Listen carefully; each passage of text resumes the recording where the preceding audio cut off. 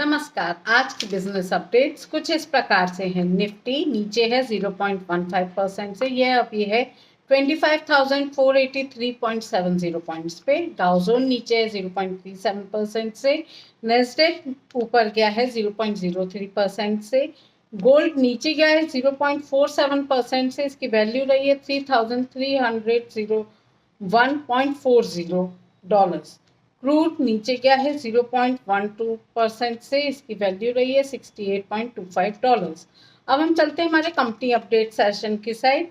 तो JSW infrastructure की मुझे न्यूज़ मिली है, तो पहले मैं आपको इस कंपनी के बारे में बताती हूँ। ये कंपनी प्रोवाइड करती है मरी टाइम रिलेटेड सर्विसेज, जो कि इंक्लूड करती है कार्गो हैंडलिंग, स्टोरेज सॉल्यूशंस और लॉजिस्टिक्स सर्विसेज को।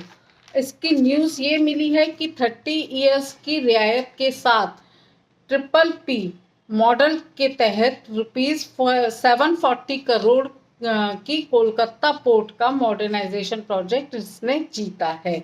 अब इस न्यूज़ के मेन पॉइंट्स ये हैं कि नेताजी सुभाष डॉक पर बर्थों के रिकंस्ट्रक्शन और मॉडर्नाइजेशन के लिए कोलकाता पोर्ट का मॉडर्नाइजेशन प्रोजेक्ट इस कंपनी को मिला है। इस प्रोजेक्ट को PPP मॉडल के तहत DBFOT बेसिस पर एक्सिक्यूट किया जाएगा, जिसमें 30 इयर्स की कंसेशन मतलब रियायत पीरियड होगा तथा 2 साल का कंस्ट्रक्शन फेज के दौरान ऑपरेशंस की परमिशन होगी। इस जीत से कंपनी का कार्गो डाइवर्सिफिकेशन स्ट्रेटजी और लॉन्ग टर्म ग्रोथ का जो इन्होंने एम किया है वो पूरा होगा और समर्थन में रहेगा ये प्रोजेक्ट उसके। अब हम चलते हैं हमारे क्वार्टर 4 बिजनेस अपडेट्स की साइड। ये कुछ इस प्रकार से हैं। पहले हमें मिला है शोभा का, तो शोभा के बारे में आपको पहले मैं बता देती हूँ। ये इंगेज्ड है कंस्ट्रक्शन में, ऑपरेशंस में, जैसे township, housing projects, commercial premises और अदर रिलेटेड एक्टिविटीज से। मतलब एक तरह से आप ये कह सकते हैं कि ये रियल एस्टेट डेवलपर कंपनी है। अब इसमें न्यूज़ ये आई है कि इसका क्वार्टर 4 फाइनेंशियल ईयर 26 में रिकॉर्ड ₹2079 करोड़ की सेल्स की रिपोर्ट है। ग्रेटर नोएडा मार्केट में प्रवेश किया है इसने। तो अब इस न्यूज़ के मैं मेन पॉइंट्स आपको बताती हूँ कि क्वार्टर 1 फाइनेंशियल ईयर 26 में कंपनी ने सेल में रिकॉर्ड बनाया है, जो कि ₹2079 करोड़ की सेल इसने दर्ज करी है और ग्रेटर नोएडा के मार्केट में भी इसने प्रवेश किया है। अब शोभा ने क्वार्टर 1 फाइनेंशियल ईयर 26 में ₹2078.8 करोड़ की अपनी अब तक की सबसे अधिक quarterly retail estate sale report की है, जो पिछले साल की समान क्वार्टरली की तुलना में, मतलब पिछले साल का जो क्वार्टरली इनका सेल था उसकी कंपैरिजन में 11% मतलब 11% अधिक है। कंपनी ने ग्रेटर नोएडा में शोभा औरम लॉन्च किया है, जो इसके पोर्टफोलियो में 13वें शहर में प्रवेश का प्रतीक है।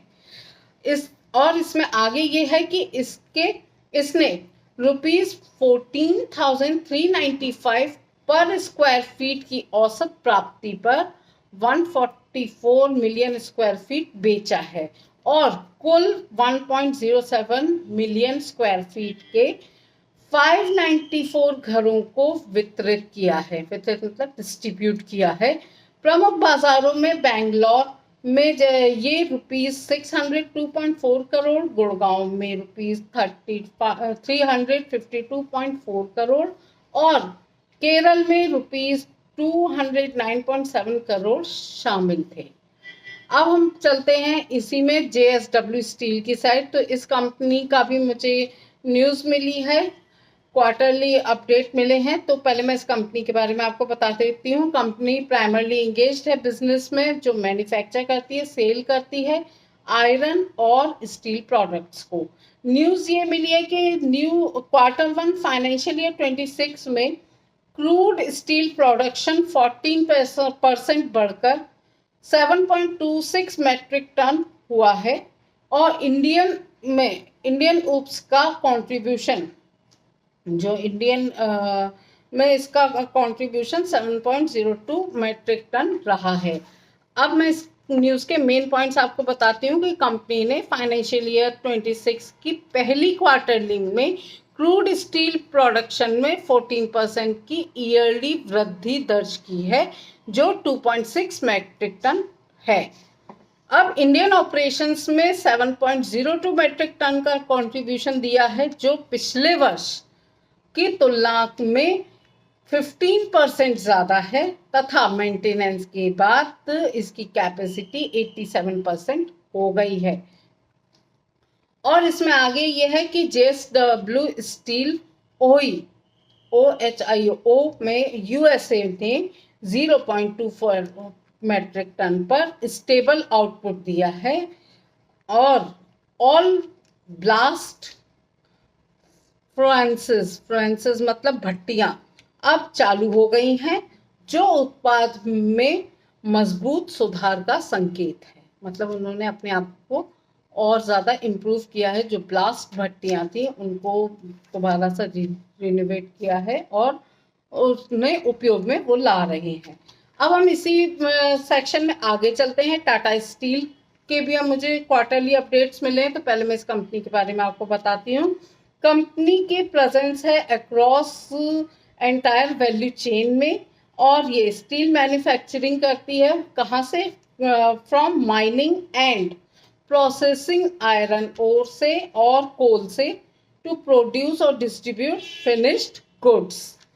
अब इसमें मुझे न्यूज़ ये मिली है कि मामूली गिरावट के साथ इन्होंने पहली तिमाही में उत्पादन मतलब आउटपुट जो दिया है वो है 5.26 मैट्रिक टन और नए उत्पाद के इनोवेशन को भी प्रस्तुत किया गया है।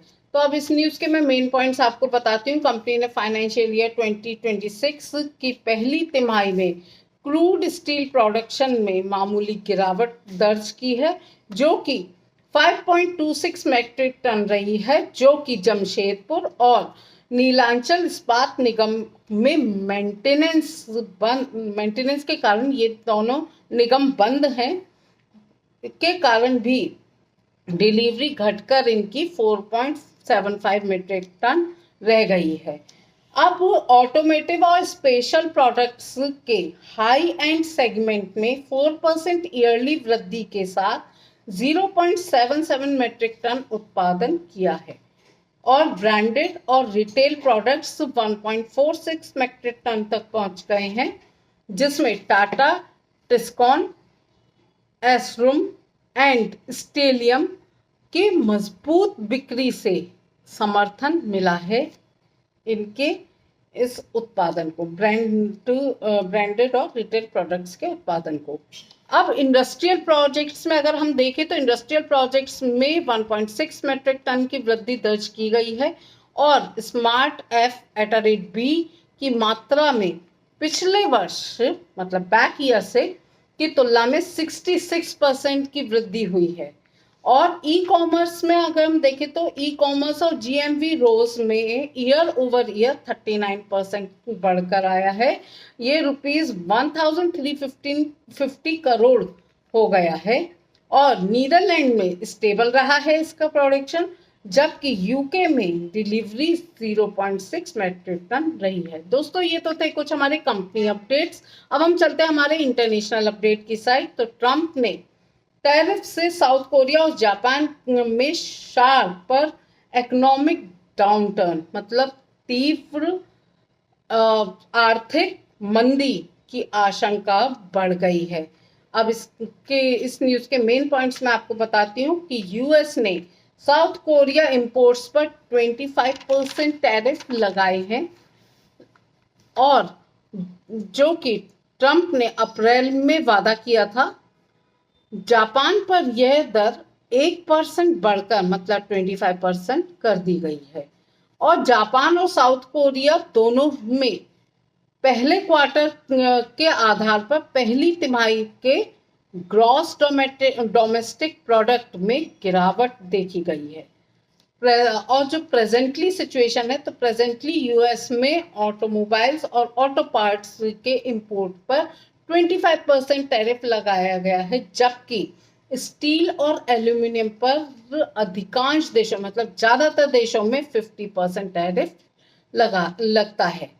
तो दोस्तों ये तो थे कुछ हमारे इंटरनेशनल अपडेट्स। इसमें और जो अपडेट्स मुझे मिलेंगे वो तो मैं आपको अपने चैनल पे बताऊंगी ही। और ऐसे ही वीडियोस को देखने के लिए कृपया मेरे चैनल को लाइक, शेयर और सब्सक्राइब करें। Thank you.